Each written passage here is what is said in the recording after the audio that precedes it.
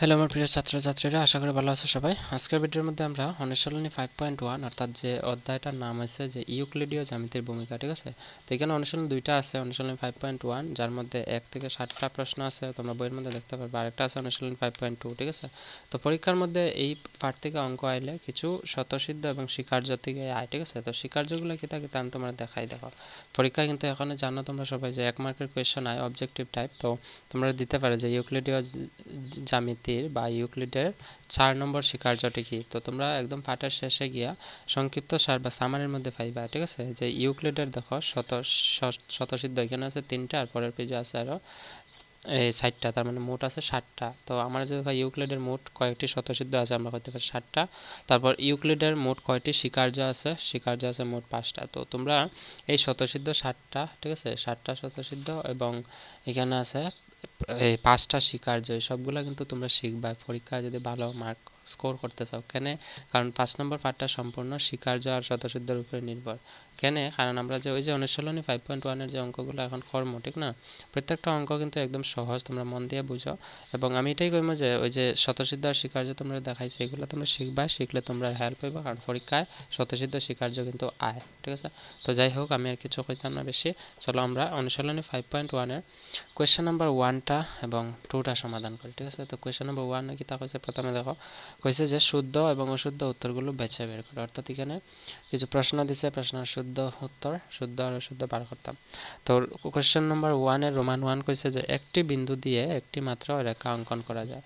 তো এটা যদি আমরা প্র্যাকটিক্যালি অর্থাৎ বাস্তবে যদি আমরা করিয়া দেখি যে একটা বিন্দুর মধ্যে দিয়ে কইছে একটি মাত্র রেখা অঙ্কন করা যায়। তো মনে করো আমি একটা বিন্দু নিলাম, গিয়ে এখানে একটা বিন্দু, তো এটা দিয়ে কয়টা রেখা অঙ্কন করা যাবে। আমি যদি এইভাবে একটা রেখা অঙ্কন করি, তো একটা তো লিখছি, এইভাবে লিখতে পারবো আরেকটা, এইভাবে লিখতে পারবো আরেকটা, এইভাবে লিখতে পারবো, এইভাবে লিখতে পারবো, এইভাবে লিখতে পারবো, এইভাবে লিখতে পারবো। দেখো তো আমি যতটা ইচ্ছা একটা বিন্দুর মধ্যে দিয়া রেখা আমি লিখতে পারি, কিন্তু প্রশ্নের মধ্যে হয়েছে কি তা যে একটি বিন্দু দিয়ে মাত্র একটি রেখা অঙ্কন করা যায়। তো এখানে আমরা একটা পাইছি না, আমরা তো অনেক অনেক রেখা পাইছি। তার কারণে আমি এটার আনসারটা কিতা দেবো, অসত্য। কিতার লাগি দেখো আমি লিখছি এখানে অনুশীলনী 5.1 এর কোয়েশ্চেন নাম্বার 1, ঠিক আছে। কোয়েশ্চেন নাম্বার 1 এর রোমান 1 আনসার লিখছি আমরা। আমি একটু জুম ইন করি যাতে দেখা যায় ভালো করে, ঠিক আছে। দেখো আমি লিখছি অসত্য, কারণ এখানে যেহেতু কইছে দেখো শুদ্ধ অশুদ্ধ উত্তর বেছে বার করতে হয়, আর উত্তরের সাপেক্ষে কারণও দেখাইতে লাগবে। এই কারণে আমি লিখছি যে অসত্য উক্তিটি কারণ একটি বিন্দুর মধ্যে দিয়ে অসংখ্য রেখা অঙ্কন করতে পারে, ঠিক আছে। অসংখ্য কেন ওই যে আমি দেখাইলাম, তোমরা বুঝছো আশা করি। তারপরে আছে 2 নম্বর, দেখো যে দুটো নির্দিষ্ট বিন্দু দিয়ে অসংখ্য রেখা অঙ্কন করা যায়।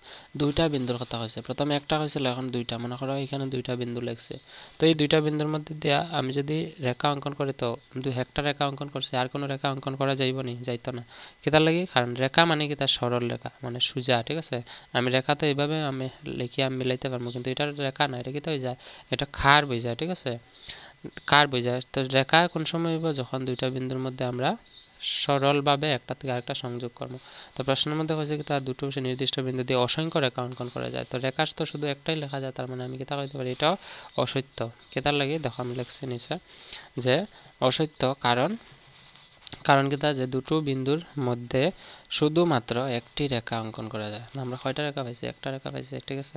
রোমান 3 কি তা কইছে দেখো যে একটি সীমাবদ্ধ রেখা উভয় দিকে ইচ্ছামতো বর্ধিত করা যায়। একটি সীমাবদ্ধ রেখা, সীমাবদ্ধ রেখারে উভয় দিকে ইচ্ছামতো, সীমাবদ্ধ রেখা কথার অর্থ হলো যে কোনো একটা রেখা এরকম মনে করো, এটারে উভয় দিকে ইচ্ছামতো বর্ধিত করা। উভয় দিক মানে দুনো দিকে, মানে ডান দিকেও বাম দিকেও আমরা বাড়াইতে পারবো, অর্থাৎ এটা সত্য কথা। কেন?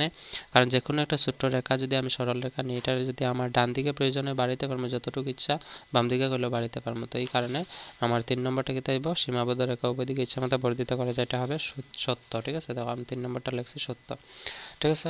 তারপর রোমান 4 কইছে যে দুটো সর্বাঙ্গসম বৃত্তের ব্যাসার্ধ সমান। এখানে দেখো একটা শব্দ আছে সর্বাঙ্গসম। সর্বাঙ্গসম কথার অর্থ কি? সর্বাঙ্গসম কথার অর্থ হলো গিয়া যে আমার যদি হয় একটা বৃত্ত আছে যার ব্যাসার্ধ, ঠিক আছে, 60 সেন্টিমিটার, ব্যাসার্ধ কত? 60 সেন্টিমিটার। আরেকটা বৃত্ত আছে যার ব্যাসার্ধ 60 সেন্টিমিটার, ঠিক আছে। এবং আমরা কইছে এই বৃত্তটার পরিধি, পরিধি মানে এই যে পরিসীমা আছে, পরিসীমাটা মানে পুরো বাউন্ডারিটার দৈর্ঘ্য মনে করা হয়েছে 18 সেন্টিমিটার, এবং এটারও কইছে আমার কিতা যে 18 সেন্টিমিটার। অর্থাৎ আমি কইতে পারি যে এই দুইটা বৃত্ত কিতা আছে তার ব্যাসার্ধও সমান, তার পরিধিও সমান, তার কালিও সমান হইব নিশ্চয়ই। যদি কম সমান হয় তার মানে এই দুইটা বৃত্ত কিতা হয় সর্বাঙ্গ সম। সর্বাঙ্গ সমের সাইন এরকম দেয় আমরা তোমরা ক্লাস 7ও করছো, ক্লাস 8ও আছে অঙ্কগুলো, ঠিক আছে। তো এই দুইটা বৃত্ত সর্বাঙ্গ সম হইলে তার ব্যাসার্ধ তো নিশ্চয়ই সমান হবে, কারণ সবগুলো সমান হইলে তো সর্বাঙ্গ সম হয়। তো এই কারণে প্রশ্নের মধ্যে কইছে যে দুটো সর্বাঙ্গ সম বৃত্তের ব্যাসার্ধও সমান, তার মানে এটা সত্য হইব। অর্থাৎ আমি লিখছি এখানে দেখো যে সত্য, ঠিক আছে। কারণ কিতা, যে কারণ ইউক্লিডের 4 নং স্বতঃসিদ্ধ মতে একটি বস্তুকে অপর একটি বস্তুর উপরিপাতন করলে যদি বস্তু দুটি সমানুপাতিক মানে সমাপাতিত হয় তাহলে তারা পরস্পর সমান। কিতা কইছে বুঝছো আশা করি। দেখো আমি বইয়ের মধ্যে দেখাই যে ওই যে স্বতঃসিদ্ধ আছিল 4 নম্বর মানে মোট আছে 7টা স্বতঃসিদ্ধ, ঠিক না। তো 7টা স্বতঃসিদ্ধের মধ্যে এখানে আছে দেখো 4 নম্বরটা কিতা কইছে পেজ নাম্বার তোমরা দেখো 111 মধ্যে তোমরা বইয়া আছে যে একটি বস্তুকে অপর একটি বস্তুর উপরে মানে যে কোনো একটা বস্তুরে অন্য একটা বস্তুর উপরে যদি উপরিপাতন করা হয় আর বস্তু দুটা সমাপাতিত মানে একটা বস্তুর উপরে অন্য বস্তুটা রাখলে যখন দেখবা সমান সমান হয়, মানে সব দিকে সমান, যে বস্তুটার উপরে রাখছে এই বস্তুটার উপরে সমান হয়, ঠিক আছে। অর্থাৎ আমি উদাহরণ দিয়ে দেখাই, যেমন মনে করো এটা একটা মোবাইল, ঠিক আছে, এটা ব্রোকেন মানে ভাঙ্গা মোবাইল, ঠিক আছে। এই মোবাইলটা আমি যদি সেম মোবাইলের উপরে আরেকটা রাখি তার মানে এটা আর যেটার উপরে রাখবো এটা কি হইব সমান হইব নিশ্চয়ই। তো সমান হইলে আমি কইতে পারি কিতা যে এই দুইটা মোবাইল এটা আর যেটার উপরে রাখবো এটা কি হইব সর্বসম বা সর্বাঙ্গ সম, ঠিক আছে। এই কারণে আমি স্বীকার্যটা লিখছি, দেখো পরস্পর সমান হয়, এই কারণে আমি এখানে লিখছি কিতা লিখছি যে সত্য। কারণ ইউক্লিডীয় এর 4 নং স্বতঃসিদ্ধ মতে একটি বস্তুকে অপর একটি বস্তুর উপর উপরিপাতন করলে যদি বস্তু দুটি সমাপাতিত হয় তাহলে তারা পরস্পর সমান, ঠিক আছে। তারপরে আছে দেখো কোয়েশ্চেন নাম্বার 5, অর্থাৎ কোয়েশ্চেন নাম্বার 1 এর রোমান 5 কে কইছে দেখো কইছে যে চিত্র 5.9 নং চিত্রে, ঠিক আছে, যদি এ বি সমান পি কিউ সমান এক্স ওয়াই হয় তাহলে এ বি সমান এক্স ওয়াই হবে। তো এটা সত্য না মানে সত্য না মিথ্যা, এটা যদি আমরা পরীক্ষা করি, মনে করো একটা রেখা আছে এ বি, ঠিক আছে, বা আমি রেখা না দিয়া মনে করো এ বি সমান কইছে কত যে 8 সেন্টিমিটার, এ বি কত 8 সেন্টিমিটার, ঠিক আছে। তো এ বি সমান পি কিউ হয়েছে, তার মানে এ বি যত হইব পি কিউ সেম হইব, কারণ সমান সমান। তো এ বি যদি 8 হয় পি কিউ কত হইব, পি কিউ হইব 8, পি কিউ কত হইব 8 সেন্টিমিটার নিশ্চয়ই হইব, কারণ আমি উদাহরণ নিয়ে বুঝাইতেছি।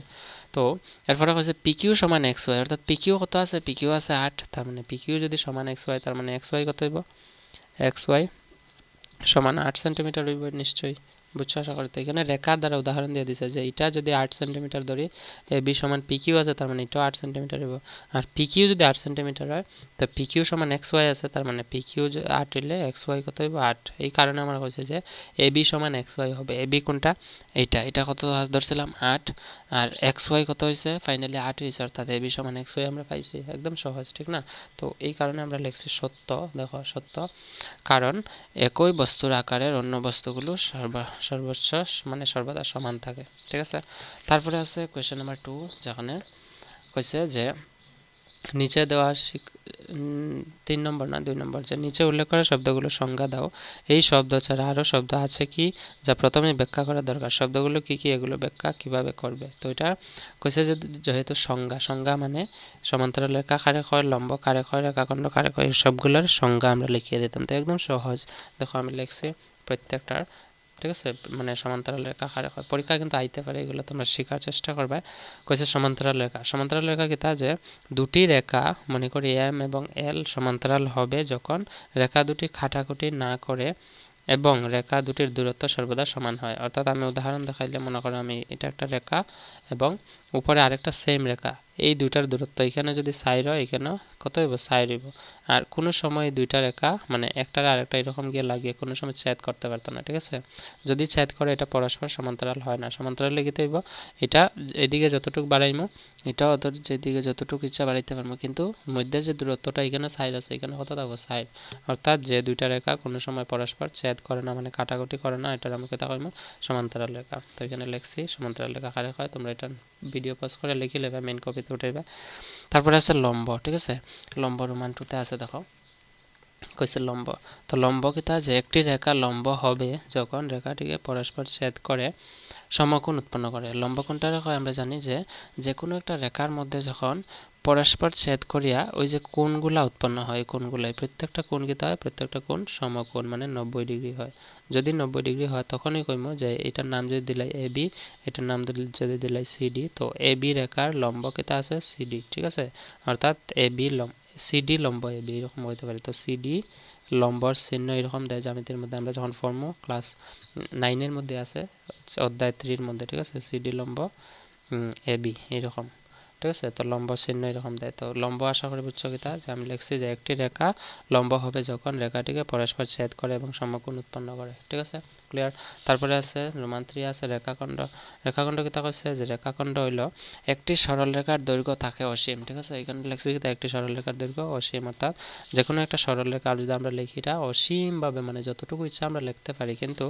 আমারে কইছে কিতা যে যার কোনো একটি সসীম অংশকেই একটি রেখাখণ্ড বলা হয় মানে অসীম সংখ্যক তো রেখা ঠিক আছে কিন্তু তার রেখাখণ্ড কোন সময় হইব যখন এই রেখাটারে কাটিয়া যে কোনো একটা ছোট্ট অংশ মানে খণ্ড করা হইব টুকরা করা হইব তখন এই অংশটার নাম কি হইব রেখাখণ্ড ঠিক আছে বুঝছো আশা করি তো রেখাখণ্ড কারক আমি লিখছি তোমরা লিখে লিবা ভিডিও পজ করিয়া তারপরে আছে দেখো বৃত্তের ব্যাসার্ধ এখন দেখো আমরা লিখছি যে বৃত্তের কেন্দ্র থেকে বৃত্তের যে কোনো পাশে টানা রেখাখণ্ডই বৃত্তের ব্যাসার্ধ বলে তো এটা হয়তো সবাই জানো যারা জানো না আমি দেখাই মনে করো এটা একটা বৃত্তর এটা কি এটা হলো পরিধি মানে বৃত্তের চাপ হয় ঠিক আছে মনে করো এই অংশটার আমরা কি থাকম এই অংশটার আমরা অতটুকু যদি কাটি লাই এটা এরকম বৃত্ত চাপ কিন্তু পুরো অংশটার নাম হলো পরিধি মানে হলো পরিসীমা বোঝায় তো আমার যদি বৃত্তের কেন্দ্র কোনটা অর্থাৎ বৃত্ত যে আমরা আঁকি কম্পাস দিয়ে এখানে যে জায়গায় বসাই আঁকি মিডিল ঠিক মধ্যে একটা বিন্দু থাকে এই বিন্দুটা হচ্ছে বৃত্তের কেন্দ্র তো আমরা জানি যে বৃত্তের কেন্দ্র থেকে বৃত্তের চাপে বা পরিধির মধ্যে যে কোনো দিকে এইদিকে লেখো বা এইদিকে লেখো বা এইদিকে লেখো বা এইদিকে লেখো এই প্রত্যেকটা কিতা প্রত্যেকটা একটা রেখাখণ্ড ঠিক আছে এই রেখাখণ্ডটার নাম কিতা বৃত্তটার ব্যাসার্ধ অর্থাৎ আমি এইভাবে কইতে পারি এটা বৃত্ত এটার বৃত্তের কেন্দ্র এই কেন্দ্র থেকে যে চাপের মধ্যে অংশ করা বা বৃত্তের যে কোনো পাশে সংযোগ করা রেখাটাই কিতা হয় রেখাখণ্ডটাই কিতা হয় একটা বৃত্তের ব্যাসার্ধ ক্লিয়ার হইছে তো আমি এখানে লিখছি নেক্সট পেজে আছে আমি তোমরা দেখাই যেটা কোয়েশ্চন কইছে 5 অর্থাৎ রোমান 2 কোয়েশ্চন নাম্বার 5 যে বর্গ কারে হয় ঠিক আছে দেখো বর্গ আমি লিখছি বর্গ হইলো যে চতুর্ভুজে 4টি বাহু সমান এবং প্রতিটি কোণ 90 ডিগ্রি অর্থাৎ এক সমকোণ হয় সেটি সেই চতুর্ভুজকে বর্গ বলা হয় এটা কথার অর্থ কিতা কথার অর্থ হলো গিয়া মনে করো একটা আমি চতুর্ভুজ লিখলাম চতুর্ভুজ কারে হয় যে বহুভুজের 4টি বাহু তো 4টা বাহু দ্বারা আমি একটা চতুর্ভুজ লিখছি মনে করো এটা যদি সাইড হয় এটা যদি সাইড হয় এটা যদি সাইড হয় এটা যদি সাইড হয় অর্থাৎ সব বাহুগুলো যে সমান হয় এবং সব বাহুগুলো সমান হইলেই আমরা এই যে প্রত্যেকটা কোণ আছে প্রত্যেকটা কোণ কি হইব 90 ডিগ্রি হইব অর্থাৎ এটাই কইছে যে চতুর্ভুজের 4টি বাহু সমান আছে 4টা বাহু সমান এবং প্রতিটি কোণ 90 ডিগ্রি প্রতিটি কোণ কত 90 অর্থাৎ এক সমকোণ হয় অর্থাৎ 90 ডিগ্রিতে আমরা সমকোণ কই হয় সেই চতুর্ভুজকে বর্গ বলা হয় ঠিক আছে তো কোশ্চেন নাম্বার 2 পর্যন্ত এই ভিডিওর মধ্যে আমরা সমাধান করছি অনুশীলন 5.1 এর তো কোশ্চেন নাম্বার 3 তারপর আছে 4 5 3 4 5 এই তিনটা কোয়েশ্চন একলগে করছি একটা ভিডিওর মধ্যে আছে সমাধান তোমরা পাইলে বা ঠিক আছে দেখলে এবং বাকি ভিডিওর ডেসক্রিপশনে আছে অনুশীলনী মানে একটা প্লেলিস্টের লিংক আছে যে অনুশীলন 5.1 এর সব সমাধান বলিয়া এটা ক্লিক করলে তোমরা পাইবা সবগুলা ভিডিওর সলিউশন ঠিক আছে so that's all for today আশা করি তোমরা বুঝছো see in the next video bye and take care